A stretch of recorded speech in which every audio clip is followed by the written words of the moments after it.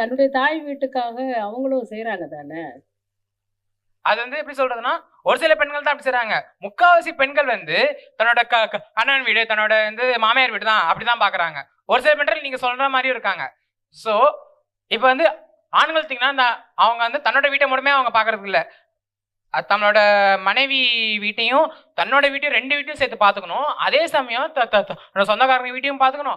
மனைவியோட சொந்தக்காரங்க வீட்டையும் பார்த்துக்கணும். அவங்க குழந்தை குட்டி, அந்த குழந்தை குட்டிகளுக்கு கல்யாணம் பண்றது, பேரம் பார்க்கறது, இப்படி ஏகப்பட்ட பொறுப்பு இருக்கு அவங்களுக்கு. அதே சமயம் ஒரு ஆபீஸ்ல போனீங்கன்னா, சாதாரணமா ஒரு ஹெச்ஆர் டிபார்ட்மெண்ட்டுக்கு போனீங்கன்னா கூட ஒரு ஆண் தான் இருப்பாங்க. எல்லா ஆபீஸ்லயுமே ஒரு ஹெச்ஆர் டிபார்ட்மெண்ட்டுக்கு ஆண் தான் இருப்பாங்க. அப்போ அந்த ஹெச்ஆர் வந்து என்ன பார்க்கணும்? தன்னோட தனக்கே வேலை செய்யற மேனேஜர்ஸ் எப்படி வேலை செய்யறாங்க பார்க்கணும். அவங்களுக்கு கீழே இருக்க சபார்டினேட்ஸ் எப்படி வேலை செய்யறாங்க பார்க்கணும். அந்த சபார்டினேட்ஸ் கீழே இருக்க டீம் லீடர்ஸ் எப்படி வேலை செய்யறாங்க பார்க்கணும். அந்த பாட்டம் லெவல் எம்ப்ளாயிஸ் வரைக்குமே அவங்க